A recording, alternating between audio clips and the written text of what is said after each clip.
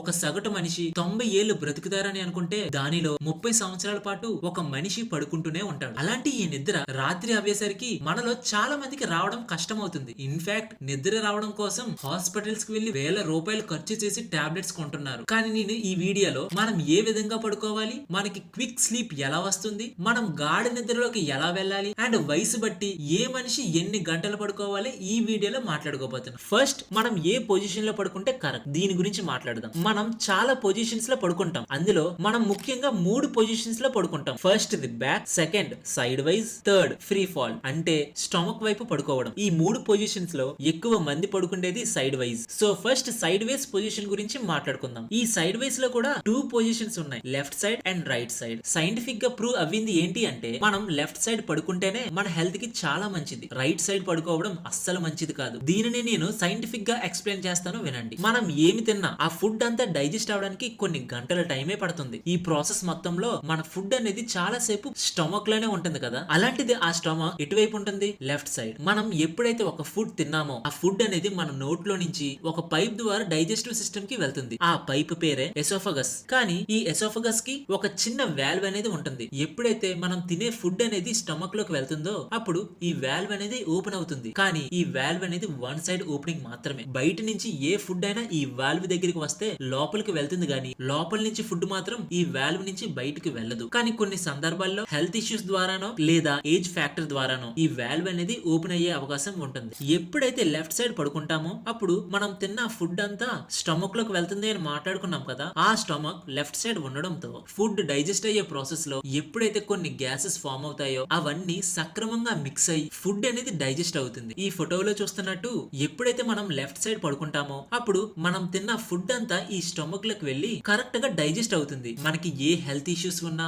లేదంటే age factor ద్వారా అయినా ఎసోఫగస్ పైప్ కి ఈ స్టమక్ కి వాల్వ్ ఏదైతే ఉంటుందో ఈ ఫుడ్ అనేది ఈ ఇమేజ్ లో చూపిస్తున్నట్టు బయటికే వెళ్ళదు. ఈ ఫుడ్ డైజెషన్ ఒక్కటే కాదు, మనం ఎప్పుడైతే లెఫ్ట్ సైడ్ పడుకుంటామో అప్పుడు స్టమక్ తో పాటు హార్ట్ కూడా లెఫ్ట్ సైడే ఉంటుంది. కాబట్టి హార్ట్ వర్క్ ఏదైతే పంపింగ్ సిస్టమ్ ఉందో అది చాలా స్మూత్ గా హార్ట్ కి ఎటువంటి ఎఫర్ట్ లేకుండా వర్క్ అవుతుంది. థర్డ్ పాజిటివ్ సిగ్మెంట్ ఏంటంటే దీనిని లింపథిక్ సిస్టమ్ అని అంటారు. లెఫ్ట్ సైడ్ పడుకోవడం మంచిది అనడానికి ఒక సైంటిఫిక్ గానే కాదు, ఆయుర్వేదిక్ లో కూడా ఈ లింపథిక్ సిస్టమ్ అనేది ప్రూవ్ అవ్వింది. ఒకసారి ఈ లింపథిక్ సిస్టమ్ అంటే ఏంటో తెలుసుకుందాం. మన బాడీలో లెఫ్ట్ సైడ్ ఒక స్ప్లీన్ అనేది ఉంటుంది. ఈ స్ప్లీన్ అనేది మన బాడీలో ఉన్న బ్లడ్ ని కరెక్ట్ గా ఫ్లో చేస్తూ రెడ్ బ్లడ్ సెల్స్ ని వైట్ బ్లడ్ సెల్స్ ని మేనేజ్ చేస్తూ ఉంటుంది. మనం లెఫ్ట్ సైడ్ పడుకునేటప్పుడు దీనికి కూడా ఎటువంటి ఎఫర్ట్స్ అనేది పడకుండా స్మూత్ గా పనిచేస్తుంది. సో లెఫ్ట్ సైడ్ పడుకోవడం వల్ల ఈ 3 ఉపయోగాలు ఉన్నాయి. ఇప్పుడు రైట్ సైడ్ పడుకుంటే ఏమవుతుందో చూద్దాం. మనం ఎప్పుడైతే రైట్ సైడ్ పడుకుంటామో అప్పుడు లెఫ్ట్ సైడ్ కి పూర్తిగా ఆపోజిట్. రైట్ సైడ్ పడుకునేటప్పుడు ఫుడ్ అంతా రైట్ సైడ్ కి వచ్చి ఈ ఫోటోలో చూపిస్తున్నట్టు మన స్టమక్ లో రిలీజ్ అయిన గ్యాసెస్ అన్ని ఈ ఇసోఫగస్ పైప్ లో నుంచి బయటికి వచ్చే అవకాశం ఉంటుంది. ఇలా రావడంతో మనకి చాలా అనారోగ్య సమస్యలు వస్తాయి. అండ్ ఇదే కాదు,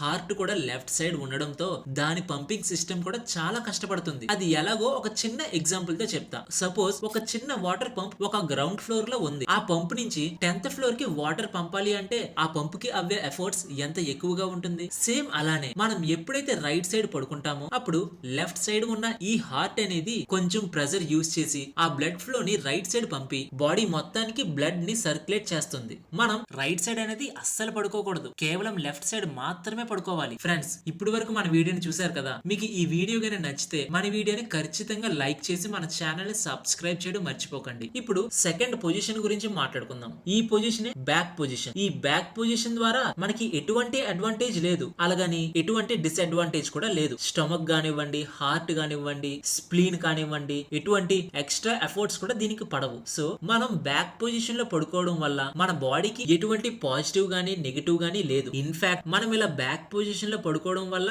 మనకి షోల్డర్ పెయిన్, నెక్ పెయిన్ అనేది రాదు. కానీ కొన్ని సందర్భాల్లో డిస్క్ పెయిన్ అనేది వస్తుంది. దానితో పాటు మనకి గురక వచ్చే అవకాశం కూడా ఉంది. బ్యాక్ పొజిషన్ లో పడుకోవడం వల్ల మన బాడీ అనేది స్ట్రైట్ గా ఉండడంతో బ్యాక్ బోన్ అనేది స్ట్రైట్ గా ఉండి ఎటువంటి ఎఫెక్ట్ అనేది పడదు. ఇప్పుడు third position, the worst sleeping position, అదే ఫ్రీ ఫాల్ పొజిషన్. మనం ఎప్పుడైతే ఈ ఇమేజ్ లో చూస్తున్నట్టు ఫ్రీ ఫాల్ పొజిషన్ లో పడుకుంటామో అప్పుడు మన స్పైన్ అంటే మన బ్యాక్ బోన్ అనేది చాలా బెండ్ అవుతుంది. దీని వల్ల మనకి back pain, neck pain, lower back pain కూడా వచ్చే అవకాశం ఉంటుంది. సో ఇలా మనం ఫ్రీ ఫాల్ పొజిషన్ లో పడుకోవడం వల్ల బ్యాక్ బోన్ కి, నెక్ కి ప్రెజర్ పడి బ్యాక్ పెయిన్ తో పాటు నెక్ పెయిన్ కూడా వచ్చే అవకాశం ఉంటుంది. ఇవి ఒక్కటే కాదు, ఫ్యూచర్ లో బ్యాక్ బోన్ డిస్క్ ప్రాబ్లమ్స్ కూడా వచ్చే అవకాశం ఉంటుంది. ప్రాబ్లమ్స్ చెప్పాను, డైజెస్టివ్ సిస్టమ్ గురించి చెప్పలేదు కదా. మనం ఎప్పుడైతే మీరు స్క్రీన్ పై చూస్తున్న పొజిషన్ లో పడుకుంటామో డైజెస్టివ్ సిస్టమ్ కి అండ్ మన హార్ట్ కి కొంచెం ప్రెజర్ అప్లై అవ్వి ఈ ఆర్గాన్స్ అనేది 20% ఎక్స్ట్రా ఎనర్జీని కన్స్యూమ్ చేస్తాయి. సో ఫ్రెండ్స్, మనం ఈ 3 పొజిషన్స్ లో మనం పడుకోవాల్సిన బెస్ట్ పొజిషన్ అనేది సైడ్ వైజ్ పొజిషన్, అది కూడా లెఫ్ట్ సైడ్ మాత్రమే. ఇప్పుడు మనం డీప్ స్లీప్ కి ఎలా వెళ్ళాలి అండ్ క్విక్ స్లీప్ ఎలా రావాలో తెలుసుకుందాం పదండి. అదేంటి, స్లీపింగ్ లో కూడా డీప్ స్లీప్ ఉంటుందా అని మీరు అనుకోవచ్చు. నార్మల్ గా పడుకోవడం వేరు, డీప్ స్లీప్ అంటే గాఢ నిద్ర అంటారు కదా, అలా పడుకోవడం వేరు. ఈ డీప్ స్లీప్ వల్ల మన హెల్త్ తో పాటు లైఫ్ స్టైల్ కూడా చాలా బాగుంటుంది. మనం రోజువారీ చేసే చిన్న చిన్న తప్పుల్ని కరెక్ట్ చేసుకుంటే ఈ డీప్ స్లీప్ ని మనం పొందొచ్చు. క్యాజువల్ గా మన బాడీలో 2 హార్మోన్స్ ఉంటాయి. ఒకటి మెలటోనిన్ హార్మోన్, మరొకటి కార్టిసాల్ హార్మోన్. ఈ 2 హార్మోన్స్ మన బాడీలో ప్రొడ్యూస్ అయ్యే హార్మోన్స్. ఒకటి రాత్రి ప్రొడ్యూస్ అవుతే మరొకటి మార్నింగ్ ప్రొడ్యూస్ అవుతుంది. ఈ మెలటోన్ హార్మోన్ అంటే ఏంటి, కార్టిజోల్ హార్మోన్ అంటే ఏంటి? మెలటోన్ హార్మోన్ అంటే మనకి స్ట్రెస్ తెచ్చే హార్మోన్. ఈ హార్మోన్స్ అనేవి ఎప్పుడెప్పుడు రిలీజ్ అవుతాయి? సాధారణంగా ఈ 2 హార్మోన్స్ ఎప్పుడు ఒకేసారి రిలీజ్ అవ్వవు. మార్నింగ్ పూట ఈ కార్టిజోల్ హార్మోన్ అనేది ఎక్కువగా ఉంటే మెలటోన్ హార్మోన్ అనేది తక్కువగా ఉంటుంది. అదే నైట్ పూట కార్టిజోల్ హార్మోన్ అనేది తక్కువ ఉంటే మెలటోన్ అనేది ఎక్కువగా ఉంటుంది. దీనినే సైంటిఫిక్ గా సిర్కేడియన్ రిథమ్ అని అంటారు. మనలో చాలా మందికి మార్నింగ్ వర్క్ కి వెళ్లి ఆ స్ట్రెస్ వల్ల రాత్రిపూట అసలు నిద్రే పట్టదు. ఇలా నిద్ర పట్టట్లేదని చాలా మంది హాస్పిటల్స్ కి వెళ్లి డాక్టర్ ని కన్సల్ట్ అవుతారు. ఇలా డాక్టర్ దగ్గరికి వెళ్లి ఆర్టిఫిషియల్ గా ఈ హార్మోన్స్ ని రిలీజ్ చేయకుండా నేచురల్ గా మన బాడీలోనే ఎలా ప్రొడ్యూస్ చేయాలో 2 వేస్ చెప్తాను వినండి. First the darkness sleep, second consistent sleep and Wake cycle. Consistent sleep and Wake cycle అంటే మనం రోజు ఒకే టైం కి పడుకొని ఒకే టైం కి లెగాలి. సపోజ్ మీరు ఈ రోజు నైట్ 10 PM కి పడుకున్నారు అనుకోండి, మార్నింగ్ 6 కి లెగిసారు. సేమ్ ఇదే టైం కి ప్రతి రోజు పడుకుంటే మీకు నేచురల్ గానే ఈ మెలటోన్ అనే హార్మోన్ మీ బాడీలో ప్రొడ్యూస్ అవుతుంది. కానీ మనలో చాలా మందికి జాబ్ ద్వారా గానీ, స్ట్రెస్ ద్వారా గానీ, మరి ఇతర వర్క్స్ ద్వారా మనం ప్రతిరోజు పడుకుంటే టైం ఒక్కటి అవ్వకపోవచ్చు. సో ఇప్పుడు నేను సెకండ్ వే చెప్తాను వినండి. అంటే మనం పడుకుండే రూమ్ లో ఎటువంటి లైట్ లేకుండా పడుకోవాలి. ఇదేంటి, చిన్న బెడ్ బల్బ్ లేకుండా కూడా డార్క్నెస్ లో పడుకుంటే మనం డీప్ స్లీప్ లోకి ఎలా వెళ్తామని మీరు అనుకోవచ్చు. కార్నెల్ యూనివర్సిటీ వాళ్ళు ఒక రీసెర్చ్ ప్రకారం డార్క్ రూమ్ లో మనం పడుకుంటే మనకి గాఢ నిద్ర వస్తుందని ఈ ఎక్స్పెరిమెంట్ లో తెలిసింది. ఎక్స్పెరిమెంట్ ఎలా జరిగింది? ఈ ఎక్స్పెరిమెంట్ లో కొంతమంది పర్సన్స్ కి బ్రెయిన్ దగ్గర ఒక సెన్సార్ ని కనెక్ట్ చేసి కాలు దగ్గర ఒక చిన్న ఫైబర్ ఆప్టికల్ లైట్ ని అరేంజ్ చేశారు. ఇలా కంటిన్యూస్ గా నైట్ అంతా తన కాలు దగ్గర ఆ లైట్ ని కంటిన్యూ గా ఆన్ చేస్తే తను సరిగ్గా పడుకోవలేదు. ఇలా ఎందుకు జరిగింది అని రీసెర్చ్ చేస్తే మన లైట్ అనేది మన కళ్ళు ఒక్కటే కాదు, మన స్కిన్ కూడా సెన్స్ చేస్తుంది అని ఈ యూనివర్సిటీ ఎక్స్పెరిమెంట్ లో కనుగొన్నారు. మనలో చాలా మంది బెడ్ బల్బ్స్ లో రెడ్ లైట్, బ్లూ లైట్ లాంటివి పెడతాం. ఇలా మనం చేయడం ద్వారా మన బాడీలో నేచురల్ గా ప్రొడ్యూస్ అయ్యే మెలటోనిన్ హార్మోన్ అనేది సరిగ్గా ప్రొడ్యూస్ అవ్వదు. కానీ బాధాకరమైన విషయం ఏంటంటే మన టీవీస్ లో, మొబైల్స్ లో, ల్యాప్టాప్స్ లో ఇలా ఏ ఎలక్ట్రానిక్ గ్యాజెట్స్ అయినా ఖచ్చితంగా యూవి లైట్ అనేది ప్రొడ్యూస్ చేస్తుంది. మనం ఎప్పుడైతే పడుకునే ముందు ఈ లైట్స్ ని చూస్తామో అప్పుడు మనకి సరిగ్గా నిద్ర పట్టదు. అప్పటి వరకు బ్లూ లైట్ ని అబ్జర్వ్ చేసుకున్న మన కళ్ళు రెస్ట్ పొజిషన్ రావడానికి చాలా సేపు పడుతుంది. సో ఫ్రెండ్స్,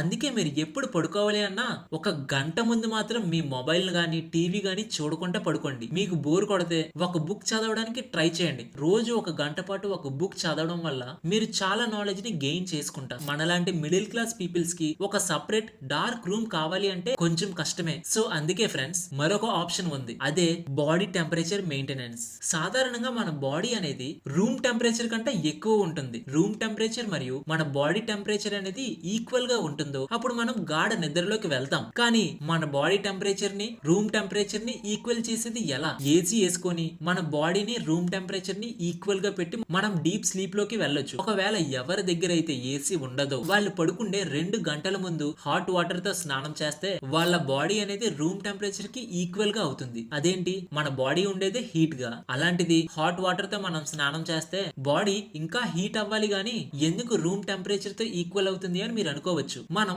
ఎప్పుడైతే పడుకుండే 2 గంటల ముందు హాట్ వాటర్ తో స్నానం చేస్తామో అప్పుడు మన బాడీలో ఉన్న ఎక్సెస్ హీట్ ఏదైతే ఉందో అది బయటికి వచ్చి మన బాడీ మరియు రూమ్ అనేది ఈక్వల్ టెంపరేచర్స్ తో మెయింటైన్ అవుతుంది. సో ఫ్రెండ్స్, మనం ఈ విధాలుగా మన బాడీలో నేచురల్ గానే మెలటోన్ హార్మోన్ ని క్రియేట్ చేసి మనం డీప్ స్లీప్ లోకి వెళ్ళొచ్చు. ఇప్పటి వరకు మనం ఏం మాట్లాడుకున్నాం? మనం పడుకుండే పొజిషన్స్ లో కరెక్ట్ పొజిషన్ ఏంటి, సెకండ్ మనం డీప్ స్లీప్ లోకి వెళ్ళాలి అంటే ఎలా వెళ్ళాలి, వాటిలో కూడా డాక్టర్స్ ఇచ్చే కాస్ట్లీ మెడిసిన్స్ కాకుండా నేచురల్ గా మెలటోన్ హార్మోన్ ని ఏ విధాలుగా నేచురల్ గా క్రియేట్ చేయాలో అని మాట్లాడుకున్నాం. ఇప్పుడు వయసు బట్టి ఒక సగటు మనిషి ఎన్ని గంటలు పడుకోవాలో చెప్తాను వినండి. స్లీపింగ్ టైం అనేది వయసు బట్టి మారుతుంది. ఒక మనిషి 10 గంటలు పడుకోవాలి, ఒక మనిషి 7 గంటలు పడుకున్నా సరిపోతుంది. అలాంటిది ఏ వయసు వాళ్ళు ఎంత టైం పడుకోవాలో చెప్తాను వినండి. చాలా సైంటిఫిక్ రీసెర్చెస్ ప్రకారం 3 నెలల్లోపు ఉన్న బేబీస్ ఒక రోజులో 14 నుంచి 17 గంటలు పడుకోవాలి. అదే 4 నుంచి 11 నెలల బేబీస్ కి 12 నుంచి 15 గంటలు. అప్పుడప్పుడే ప్రైమరీ స్కూల్స్ కి వెళ్తున్న 3 to 5 ఇయర్స్ పిల్లలకి 10 నుంచి 13 గంటలు పడుకోవాలి. 6 నుంచి 13 ఇయర్స్ పిల్లలు